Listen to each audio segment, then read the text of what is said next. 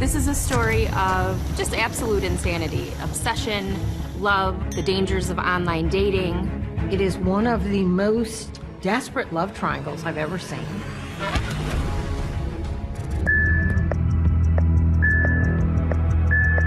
My phone starts blowing up with texts from Carrie. I hate you. You ruined my life. They'd been dating for just 2 weeks. And he couldn't believe that this woman that had just seemed so easygoing was this deranged. She was flat out stalking him. Carrie's rage seems to be focused on his ex-girlfriend, Liz. Call her right now and tell her you hate her. She's a whore, otherwise I'm gonna kill her. This investigation is about to take a... Actually been dead this entire time? I mean, what? Almost too crazy to be true, except it's all true.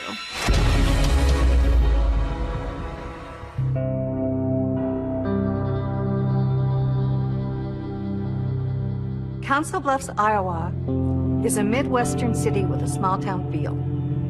It has many hardworking people who are willing to help their neighbors, friendly people. It's a quiet, rural community. On the outskirts of the city, on the border near Nebraska, is Big Lake Park. The park is huge. It's almost 200 acres, and there are lakes, one filled with rainbow trout, hiking trails, and playgrounds. Big Lake Park was known to be a place that families frequented. It was very peaceful. But what happened here on a cold winter night in 2015 was part of a mystery that stumped police for years. Ran off into the woods, and then she felt it was safe. Council Bluffs police responded. They had a helicopter over, could not find a suspect. This was a shocking event to have occur, but no one was able to find this woman with a gun running through Big Lake Park. It's a mystery that started 3 years earlier, 10 minutes from Big Lake Park in Omaha, Nebraska, with a man named Dave Krupa. Dave Krupa was a 35-year-old mechanic. I was so fascinated by the fact that Dave Krupa was just a normal guy, a really nice guy. He wasn't the kind of guy you'd expect to find in the middle of a murder mystery. My name is Leslie Rule, and I'm an author. Leslie Rule was so intrigued by this story that she wrote a book about it called A Tangled Web. For fans of true crime, her last name might sound familiar. Rule is the daughter of legendary true crime author Ann Rule, who wrote the book The Stranger Beside Me about her friendship with Ted Bundy. Rule is carrying on the family tradition. Dave Krupa liked women. He made no secret about that, and he made no apologies. Dave Krupa was recently separated from Amy Flora, his long-term mate. They had 2 children together. They'd been together for 12 years. And he was on his own for the first time in a very long time. Dave Krupa moved to Omaha in 2012. He got a small, kind of sad single dad apartment, and he got a job at an auto repair shop there. I didn't know how to venture back into the dating pool. I'd been out of it for a long time, so I felt pretty rusty. I was sitting in an apartment by myself at the time with no furniture, so internet dating was the thing. That was the way to go. The first person Dave met on an online dating site was a woman by the name of Liz Gollier. Her full name is Shanna Elizabeth Gollier, but she went by her middle name, Liz. Liz was a single mother with 2 children, and her kids were about the same age as Dave's kids. She had a business, Liz's Housekeeping. Liz loved taking selfies and sending them to her friends. I thought Liz was very pretty. I was attracted to her right away, so then we set up a date. Dave's first dates with Liz were at a coffee shop, and they just sat and chatted. She was sexy, she was bright and shiny, and she was very engaging. They had a lot of fun together, they got along really well, and it was just a very casual thing. Dave was upfront. He absolutely did not want a commitment. He just wanted to have a little fun. And he was clear with every woman he met that that was the case. And Dave was starting to meet a lot of women. Mary, Kathy, Joyce, Beth, Margaret, Sandra. If the chemistry was there and the woman was willing, Dave was more than happy to explore a sexual relationship. So I was kind of going wild, just, you know, being free for the first time in a long time. When Dave's outlook on casual hookups changed when he met somebody the old-fashioned way, face-to-face in a chance encounter. 6 months after I met Liz, I'm at the counter managing the shop, and I'm the person greeting customers when they come in, and an extremely attractive woman walks in the door. It's a woman named Carrie Farver. She brought her Ford Explorer into his shop to be worked on, and she was beautiful. A lighthearted air about her. When we looked at each other, there was a little spark. You know, we both smiled. You know, you feel that sometimes. Carrie Farver was a 37-year-old single mother to a 14-year-old son. She was a computer programmer at a big firm in Omaha. She's showing me something inside the vehicle, and we're standing there, and we're very close, you know, within a couple inches of each other, and there's some tension. Carrie talked to me about meeting Dave, and she was like, you know, this guy, totally not my type, but there was just something there. Then a few days later, he came across her profile on the same online dating site that he had used when he met Liz. So Carrie and I ended up going to Applebee's for our first date. We hit it off. As we're getting up to leave, I asked Carrie if she wanted to come over and hang out, and she said yeah. So we went back to my place, we shared a kiss, and then it got a little hotter and a little heavier, and then Carrie stopped and said, okay, if we're gonna do this, and this implying sex, that's all it is. You're not my boyfriend, I'm not your girlfriend. I felt like I hit the jackpot with that. I couldn't have wrote it better.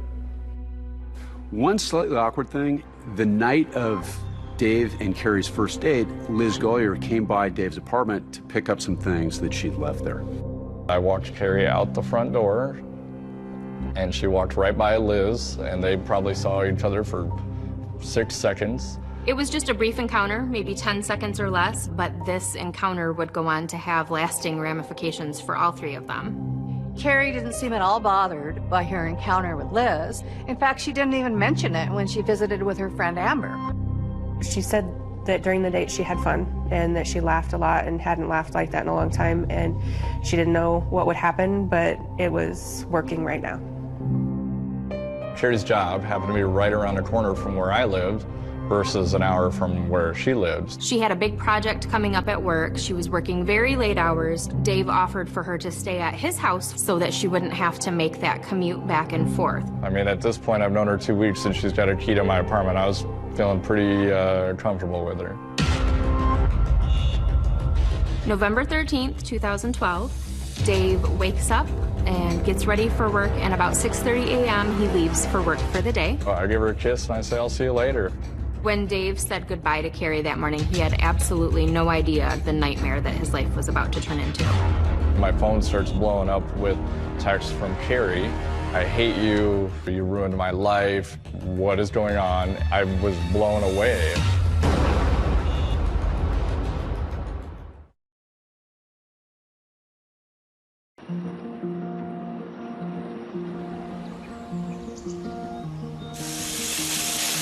November 13th, 2012. Dave Krupa wakes up and gets ready for work. And about 6:30 a.m., he gives Carrie a kiss and he leaves for work for the day.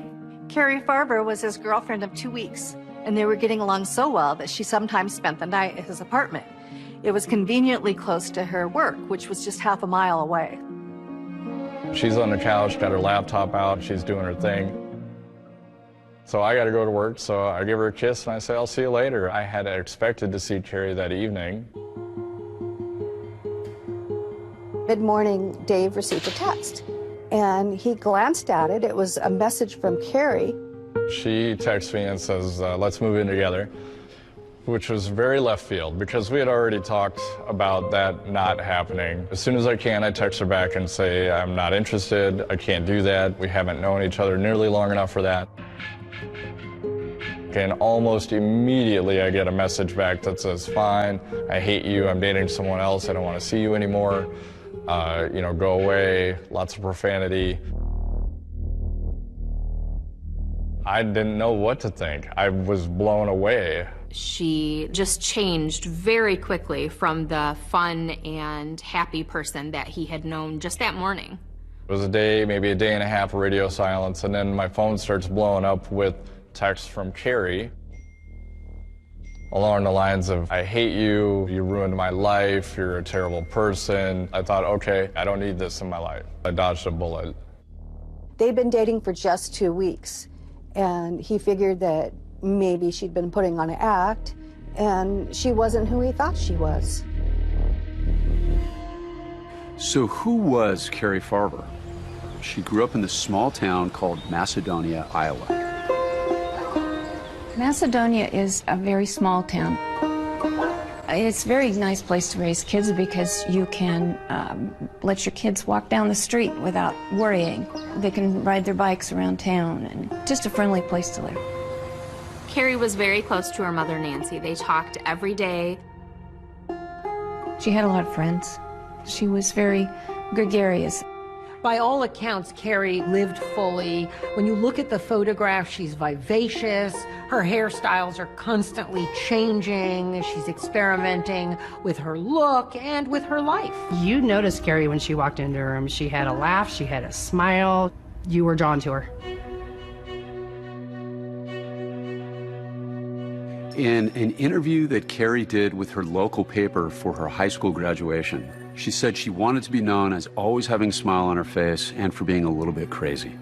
And all of her friends and family say Carrie was whip smart. Early on, she was, even in high school, I remember Carrie being amazing with numbers and computers. There was a turning point in Carrie's life when she was 22 years old and got pregnant. The relationship with the father didn't work out, and Carrie became a single mom. She decided she was going to bring the baby up by herself. She was going to have that baby no matter what and be the best mom she could be. Max was always at the forefront of what Carrie did. He was her number one. She just doted on him all the time.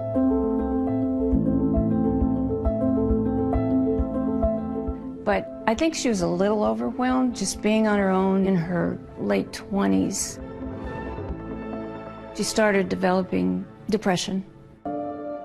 Carrie had been diagnosed in her 20s with bipolar disorder.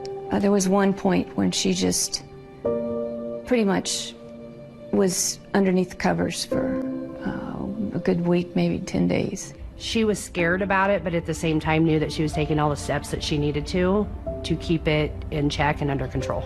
She had been seeing therapists and was on medication. There was a couple of times when she would stop taking the medication because she said, Mom, I feel like I'm just numb. But by 2012, Carrie was in a very good place. She landed a good job as a computer programmer. She was super excited and talked a lot about how that was going to be kind of a life changer for her and for Max, being able to provide in a better way.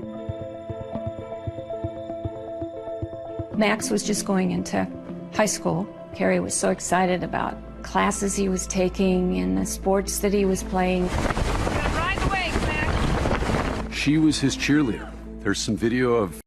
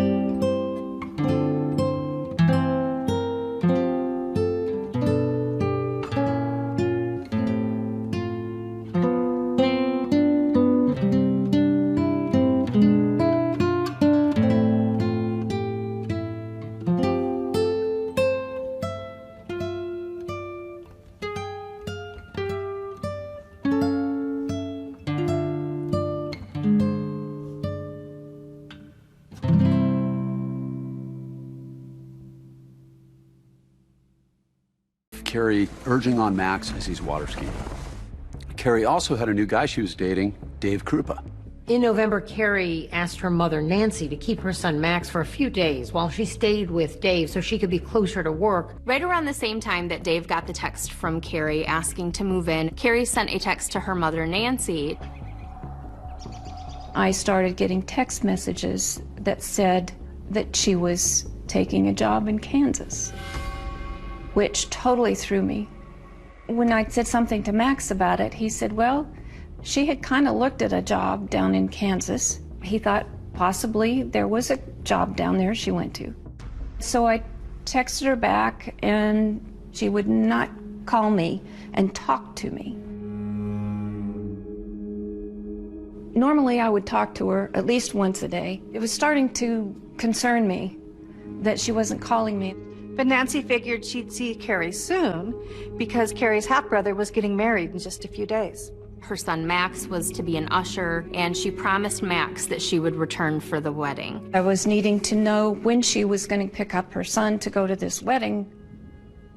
She wasn't answering me. Carrie didn't show up to pick up Max, and she didn't call. Everybody was stunned. That was the final straw for Nancy. That's when I reported her missing. I called the sheriff's office, and they had somebody come out, and they took my report. Nancy mentioned to the police that Carrie had been diagnosed as bipolar. I said, well, yes, she was on medication. The police jumped on that and said when somebody who's bipolar stops taking their meds, sometimes it can start some really erratic behavior. They didn't take it too seriously. She was a grown woman. She was still communicating with people. I just wasn't getting a very urgent reaction from the police, and they just weren't concerned about it. Things are going to get stranger and scarier. Carrie writes, my favorite thing to do is stand outside your window and stare at you. Don't know how many times I changed my phone number. She was no longer just ranting at a boyfriend that things didn't go well with. She was flat out stalking him. What do you do when somebody invades every space of your life? This man's life is about to become terrifying.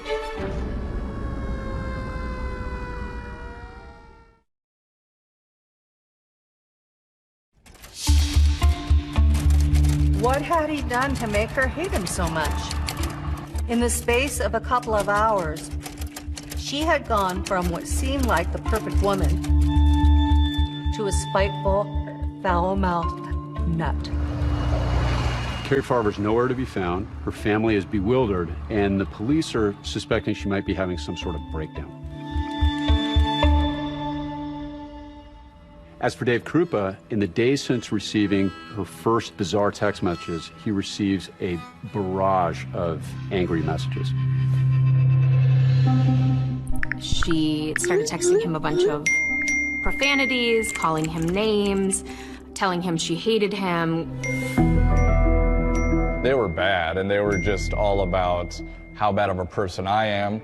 Carrie was acting like a woman scorned. Her messages were filled with jealousy and rage. Carrie's rage seems to be focused on his on-again, off-again ex-girlfriend, Liz, who he had dated before Carrie. Which is confusing to Dave because Carrie seemed to be so unaffected by her first interaction with Liz. And Carrie is contacting Liz directly, too. Liz gets into contact with me and says that now Carrie is harassing her via text and email. She was very upset. She wanted to know how this woman that she just had this chance encounter with at Dave's apartment got her phone number, got her email.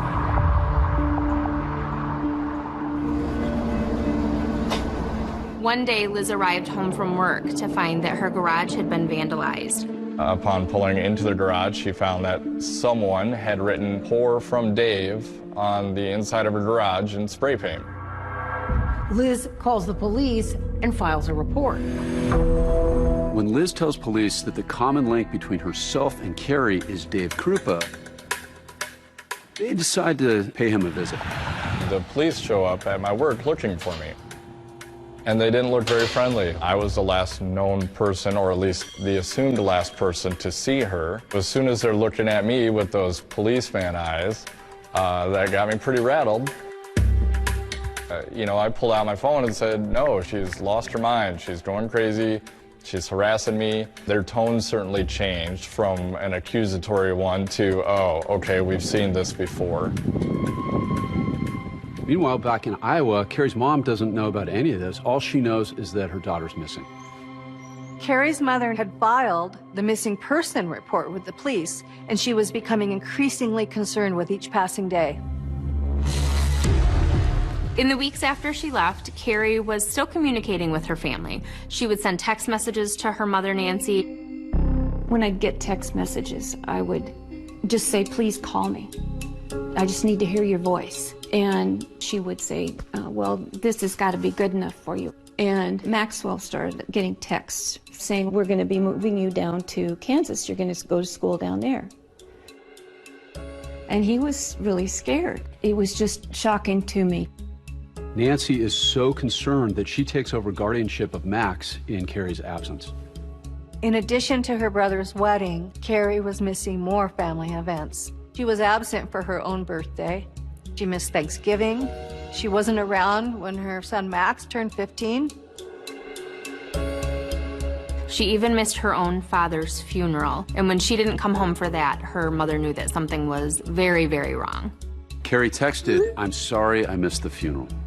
Nancy responded, the only way I will know that this is you is if you call me and I hear your voice. The weather had changed and was starting to get colder.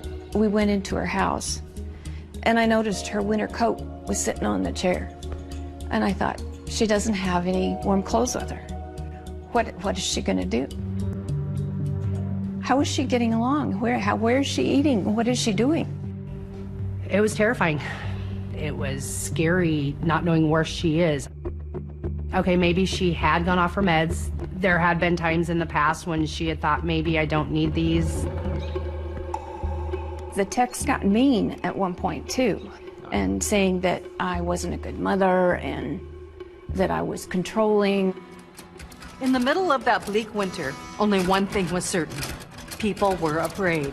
While Carrie's family was afraid for her, Dave Krupa was growing afraid of her. I would regularly receive 60 plus texts a day, 100 emails a day. It was not uncommon. And as far as phone calls, hundreds of hundreds. And I'd changed phone numbers so many times, it was ridiculous. Carrie would refer to Liz in her messages. She is nothing. She's a fat cow. She looks like she lost her puppy. Maybe she'll do us all a favor and kill herself. LOL. She wrote to Liz, if you don't keep your hands and lips off my man, I will hurt you. And she seems to be everywhere. On one specific occasion, I was sitting in my lazy boy with my feet up, watching TV, trying to relax, and it's nighttime. And I get a text saying, I see you, you're sitting in your chair with your feet propped up, wearing a blue shirt, and those things were true. She was no longer just ranting at a boyfriend that things didn't go well with. She was flat out stalking him. Carrie writes, my favorite thing to do is stand outside your window and stare at you. Then finally, there's a clue. One night in January, about 2 months after all of this started, Dave came home from work and there was a vehicle in the parking lot. He got closer to the vehicle and he recognized it to be Carrie's Ford Explorer because he knew it very well. That was how they met. He had worked on the vehicle. So I took a picture of the license plate, sent it to the police. He had no idea at the time how big of a piece of evidence this would turn out to be. It had one perfect fingerprint on it.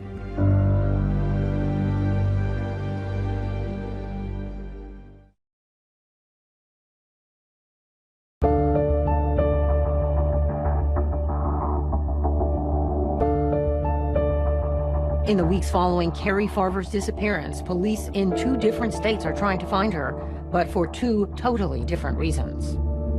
The police in Iowa are looking for Carrie Farver as a missing person.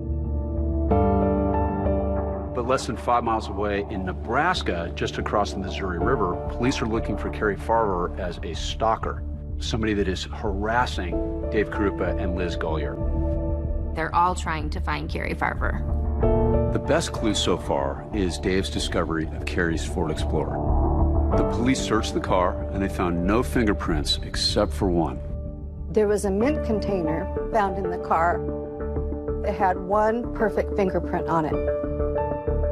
But that fingerprint didn't match Carrie, and it didn't match anyone in the FBI's national database. So that lead, so far, is a bust.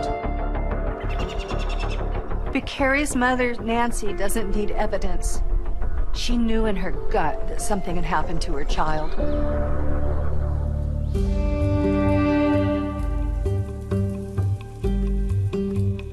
I'd lay awake at night because every kind of scenario was going through your head as to what had happened. After Carrie's father, Dennis, died, Nancy Rainey had a dream. And he appeared in that dream. I had a very, very, very vivid dream that Dennis had come to me. And he said, "Nancy, don't worry about her. She's with me." But of course, I was always kept hoping that we'd find her, that she was okay.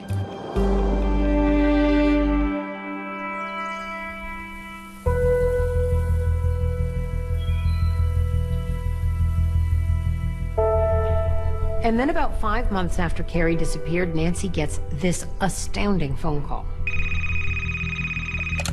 I get the call from a gentleman that says that Carrie is at the Siena Francis homeless shelter and that she wants you to come pick her up.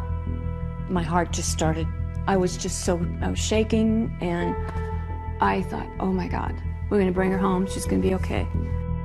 This was the first big lead they had since the finding of Carrie's vehicle that they thought might lead to finding her. So we go over there and we meet up with the investigator. The police had met them there, and they asked Nancy to wait in the car while they went in. And they came back out a few minutes later shaking their heads. Carrie wasn't there. It was such a letdown, and I was just devastated.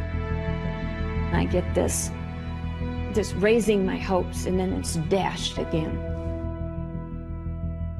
Carrie's friend Amber also got a message from Carrie saying that she finally wants to come home. She said, "Hey, I made a really big mistake, and I took off for a while, and I'm ready to come home now." And I was like, "I'm here. Let's get you home." I could never get her to say that she would meet me anywhere. Carrie's son Max is losing hope, but just in case, he reached out to his mom on Facebook. All it said was hi, and she immediately wrote him back, "Hey little man, how are you?" He asked her to answer 3 questions to prove that it was really her. What his middle name was, what the name of their first boxer was, and what his best friend's name was. And she never responded to that message. Then Carrie posts on Facebook, "I've answered enough questions to prove myself. I'm not missing, I just don't want to come home right now."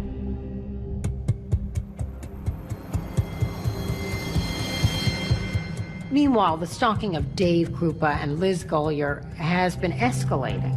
As the months went on, he'd received thousands of texts and emails threatening him. The messages said things like, "I hate you so much I want to drive a knife through your heart. Hey, lose so am I ruining your life yet?"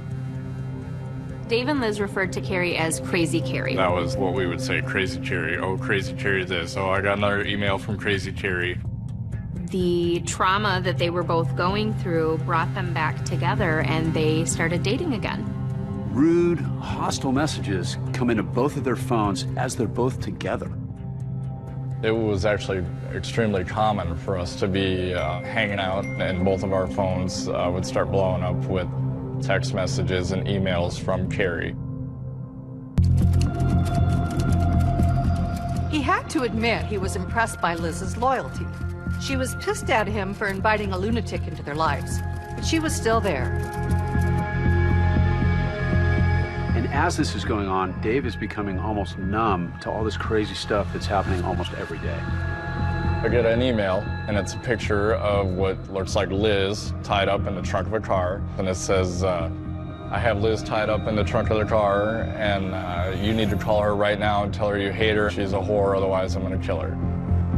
I call Liz, and I say, hey, you're not tied up in the trunk of a car, are you? No, ha. All right, good night. And at that point, it was just another day. It just wasn't even shocking anymore. Carrie even emailed Dave with a link to an obituary for Liz. In it, she writes, I didn't know her very well, except that she was a whore and a man-stealer. Thank God she is gone. But as crazy as a fake obituary is, things get even creepier and deadlier.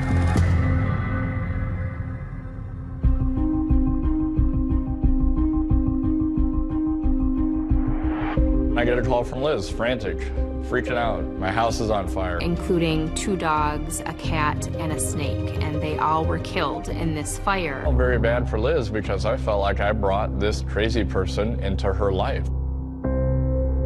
2 months later, Carrie strikes again. Tripped out. I mean, this is my job, and this is on a main street. Dave became a nervous wreck. He purchased a gun. He was always on edge. It makes you paranoid.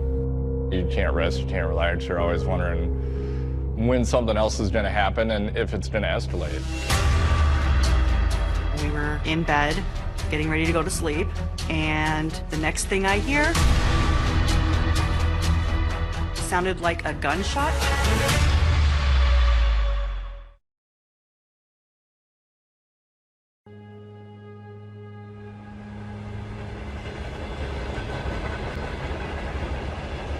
On the 1-year anniversary of their first date, Carrie Farber sends Dave Krupa a message, to my husband. The email included The stalking at that point was quite apparent that she had been in and around the building. Dave Krupa and Liz Gollier have been the focus of Carrie's stalking for over a year now. And this has bonded them, but their relationship isn't really serious. We were seeing each other, but she was doing her thing and I was doing mine. Dave has actively been trying to meet other women online, but it seems that Carrie doesn't want that to happen. One woman who I never actually met, she spent 5 minutes on my Facebook, and that was all it took. She was a target, threatened to be killed, threatened to have their children killed. It was insanity. Carrie seems to be monitoring his every move and keeping a close eye on his female friends. In January of 2014, I drove from Sioux Falls to Omaha to visit with Dave. I have known Dave since high school. Dave and I have just always had a special connection. We've always been more than friends. We were in the living room of the apartment, just chatting old times. Within a couple of hours, his phone was going crazy. Apparently, Carrie saw her come in. I actually got a text to the effect of, I see you in there with that whore. He told me that he was having issues with an ex that was stalking him. A few hours later, we were in bed, getting ready to go to sleep, and the next thing I hear sounded like a gunshot to me, which was actually a brick being thrown through the bathroom window. I was in a panic. I didn't know what was happening. Police, they came over and talked to Dave for a few minutes.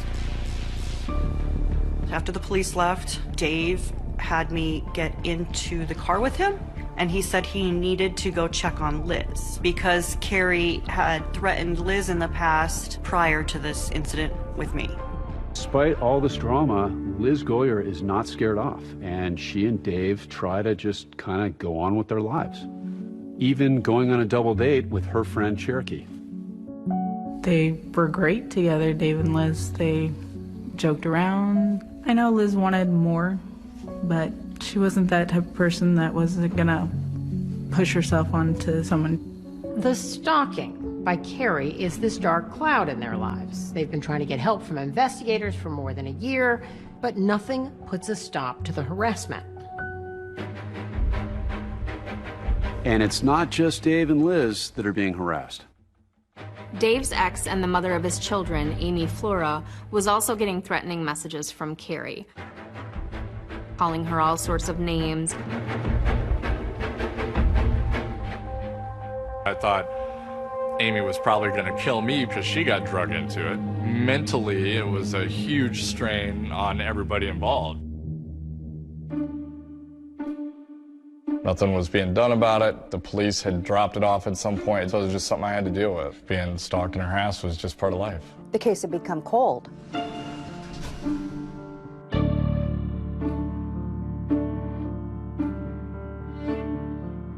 Detectives Ryan Avis and Jim Doty worked at the Pottawatomie County Sheriff's Office in Council Bluffs. Neither Avis nor Doty had actually been working on the case of the missing Carrie Farver, but they'd been aware of it in the police department. We'd heard about the case. It was kind of water cooler talk around the office. It intrigued us because it was a single mom who was very into her kid and family, and it just didn't make sense to us that she just vanished.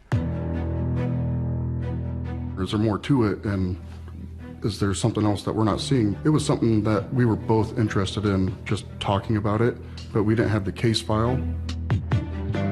You don't usually go and volunteer for a case, but in this intrigued us enough that we asked, hey, can we take a look at it and see if we put a fresh new look on it? Doty and Avis asked their superiors if they could take another look at the Carrie Farver case. And so they began looking at it from a new angle. Jim's gonna work it like she's dead, and I'm gonna work it like she's alive. I'm gonna try and prove every which way I can that Carrie is still alive and is out there, and Jim's gonna try and prove every which way that she is not. Carrie's checking account had no activity. It's not normal for adults to just up and leave and literally spend no money, no one's seen them, and no one's heard their voice. It just didn't make sense. And one of the things about these text messages, they don't look like they're written by Carrie. They're filled with spelling errors and grammatical errors. And her mother said Carrie never would have sent messages like that. Detectives Doty and Avis were aware that Carrie had been diagnosed as bipolar, but they didn't think it had anything to do with why she went missing. How many people in the world are bipolar and they don't just go missing for no reason, whether they take their meds or don't take their meds? And life had been good for Carrie Farver. In fact, it had never been better. She had a good income, a good house. I had come to the conclusion that I could not prove she was actually alive. This is a turning point in this because they start to contemplate the idea, could it be that she's actually been dead this entire time? So if Carrie Farver was dead, what happened to her after she left Dave's apartment on that early morning 2 years before? The decision made by Doty and Avis to reopen the case would be a true turning point. If not for Detectives Doty and Avis, chances are this case would never have been solved. They smelled a big fish, a big problem, something really weird. This investigation is about to take a left-hand turn that nobody saw coming, that is mind-boggling. Everything you thought you knew was a lie.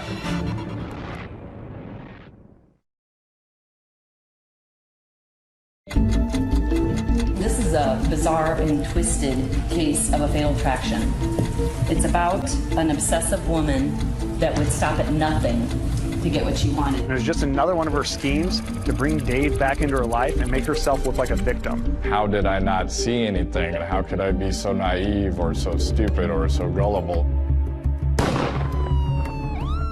It changed this from a missing persons investigation, and now it's a homicide investigation. Is there anyone that you think would want to hurt Carrie? How could this person do this to my daughter? For what reason? The key to the case is figuring out if Carrie is not alive, who has been actually sending these messages to Dave and to Liz. This isn't good. So now this person is armed. They've already proven to be dangerous. It was like the killer wanted to keep a keepsake of what she had done. It was just chilling. Holy Christ, this is despicable. With no body, no murder weapon, no witnesses. I mean, what?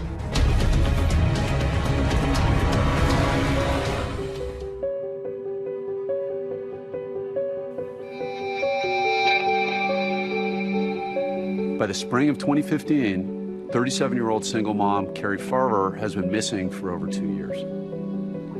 Nobody has seen her and nobody has heard her voice. The only sign of her was through texts and email.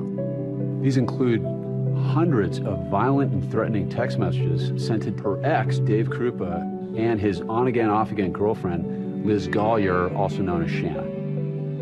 A lot of people thought she'd just gone off her meds and she was, just went off the deep end and left. But I knew that that's not what happened. Carrie's mother, Nancy, is convinced that something terrible has happened to her daughter. Nancy was really frustrated. She felt the police weren't taking her concerns seriously. While maternal